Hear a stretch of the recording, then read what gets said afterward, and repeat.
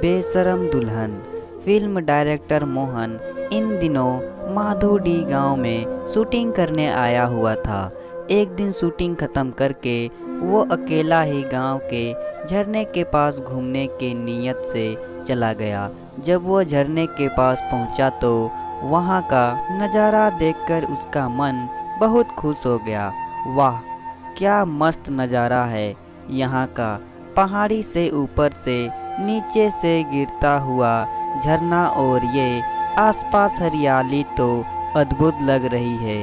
इस जगह का तो मुझे पता ही नहीं था।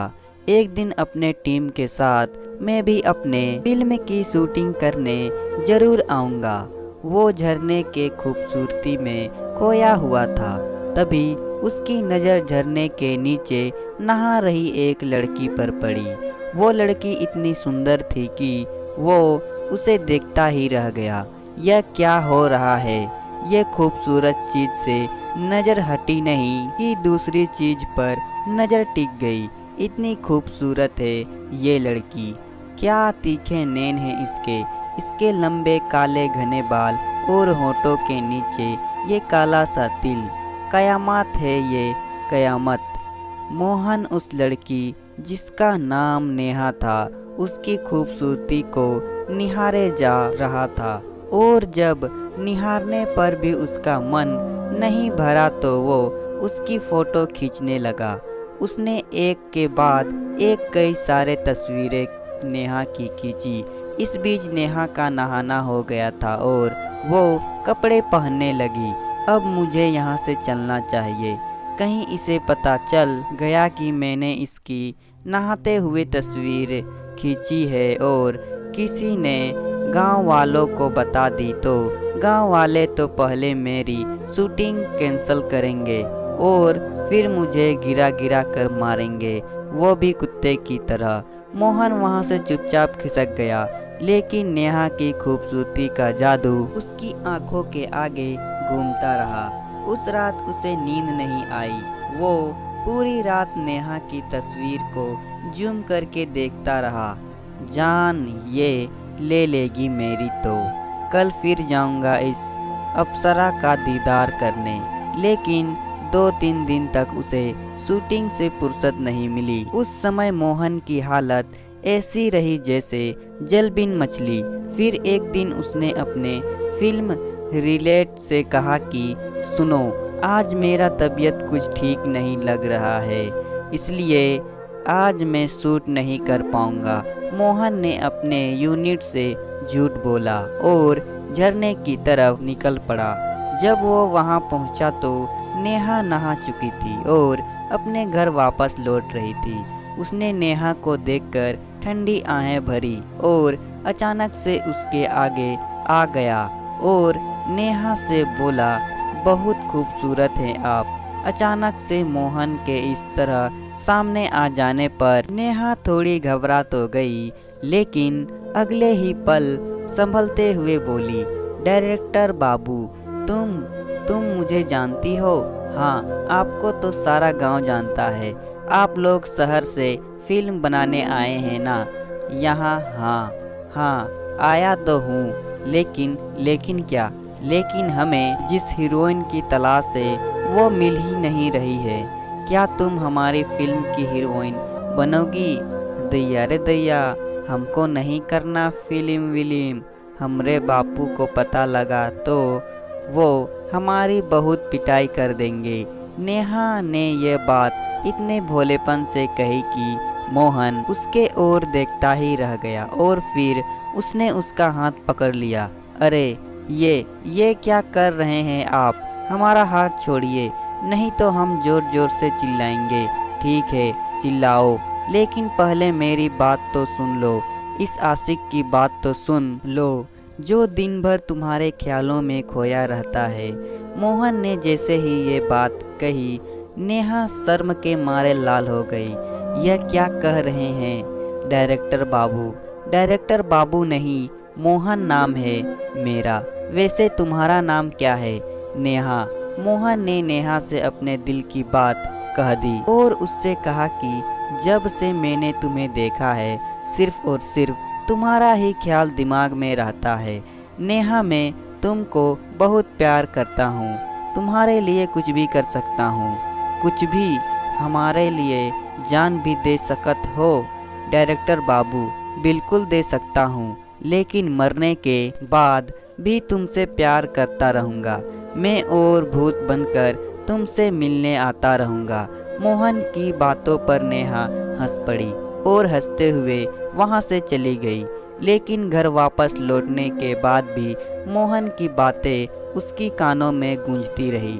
अगले दिन फिर से मोहन से उसकी मुलाकात हुई। नेहा, कल तो तुमने मेरे बातों का कोई जवाब नहीं दिया और हंसकर चली गई, लेकिन सच कहूँ तो मैं कल रात को भी ना सो सका। पूरी रात तुम्हारे बारे में ही सोचता रहा। बापू, आप कहाँ शहर के रहने वाले मॉडर्न और मैं गवार, हम दोनों का कोई मेल नहीं। बाबू, ऐसा मत कहो नेहा, प्यार शहर और गांव कहाँ देखता है, प्यार तो बस दिल देखता है, सच्चा प्रेम करने वाला दिल। यह कहकर मोहन ने उसका हाथ पकड़ लिया, लेकिन आज नेहा ने उसकी किसी बात पर एतराज नहीं जताया। उस दिन के बाद मोहन और नेहा छिप छिप कर मिलने लगे। एक दिन की बात है, बहुत जोरों की बारिश हो रही थी। मोहन और नेहा दोनों इस बारिश में पूरी तरह भीग गए थे। हालांकि बारिश से बचने की कोशिश भी वो एक बंद पड़े घर के पास पहुंच गए। ये घर किसका है नेहा? ये हीरामन चाचा और पुष्पा चाची का है।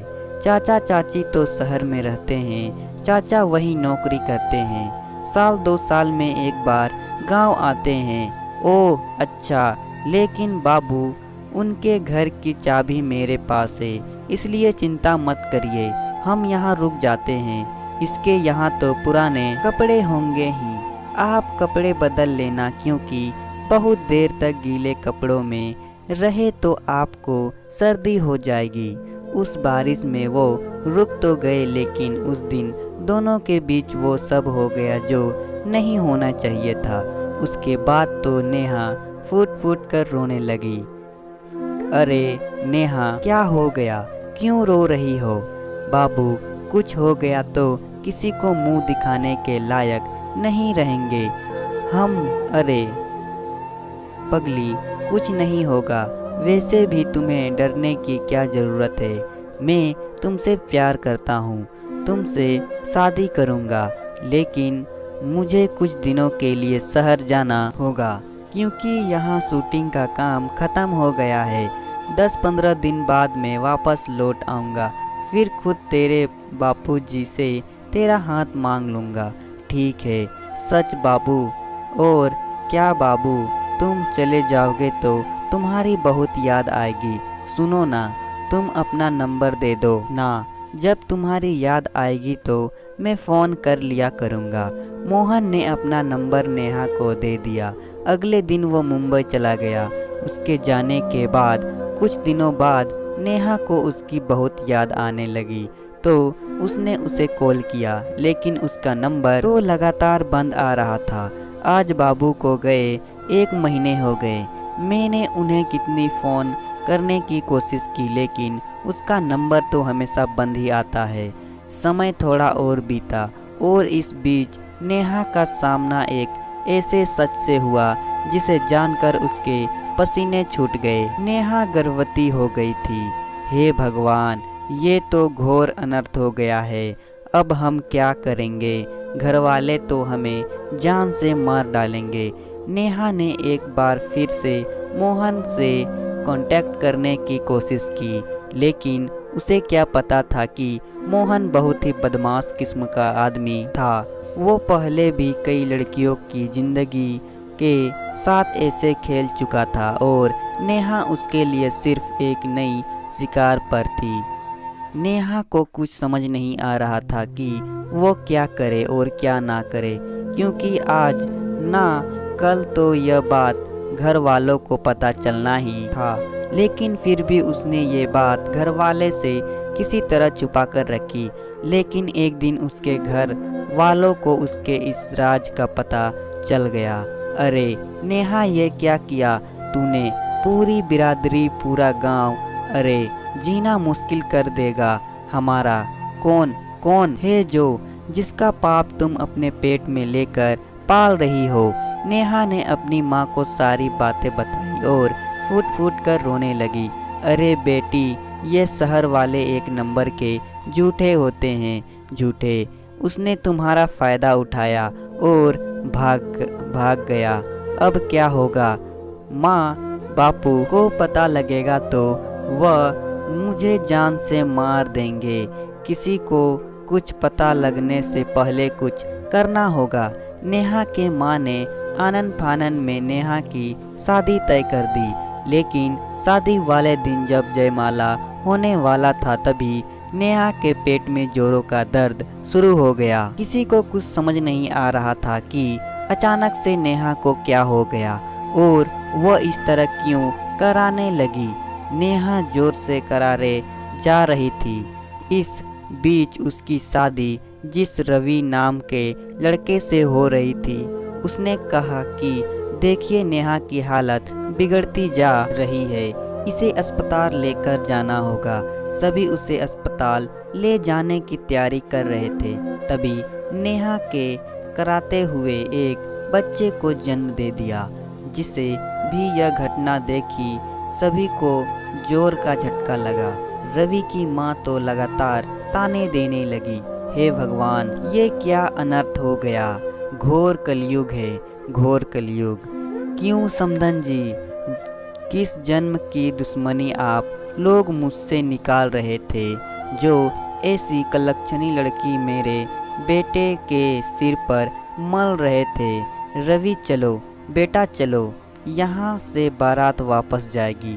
अब एक तरफ छोटी बच्चे की रोने की आवाज़ आ रही थी और दूसरी तरफ पूरा गांव नेहा और उसके परिवार पर थू थू कर रहा था।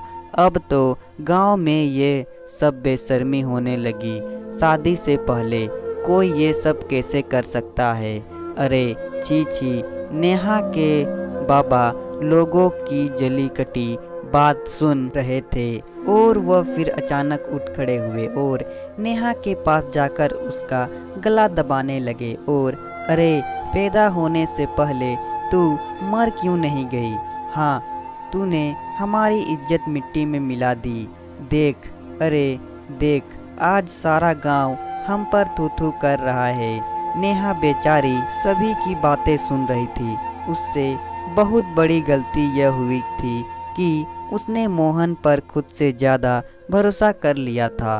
वो रोए जा रही थी। तभी रवि ने कहा कि देखिए, मैं नहीं जानता कि आप लोग मेरे इस फैसले को कैसे देखेंगे, लेकिन भगवान के लिए नेहा को कुछ ना छोड़ दीजिए। माना उससे गलती हो गई है और गलती की सज़ा उसे मिल रही है, लेकिन आप लोग उसे कोस कर जिंदा मत मारिए। मैं नेहा से शादी करने के लिए तैयार हूँ। उसकी माँ ने उसे बहुत रोका, लेकिन वह टस से मस नहीं हुआ। नेहा और रवि की शादी हो गई। उधर मोहन को भी एक दिन उसके किए की सज़ा मिल गई। एक बार उसके फिल्म के सेट पर आग लग गई और मोहन आग की लपेटों से बुरी तरह घिर गया। अरे बचाओ, अरे बचाओ, लेकिन वह बच नहीं सका। उसकी झुलस कर मौत हो गई। नेहा आज रवि के साथ खुशी खुशी जीवन बिता रही है। उसने अपनी जिंदगी से एक बड़ा सबक सीखी कि किसी पर अंधा विश्वास नहीं करना चाहिए। तो दोस्तों, कहानी पसंद आए तो वीडियो को लाइक करें और साथ ही साथ चैनल को सब्सक्राइब भी कर दे।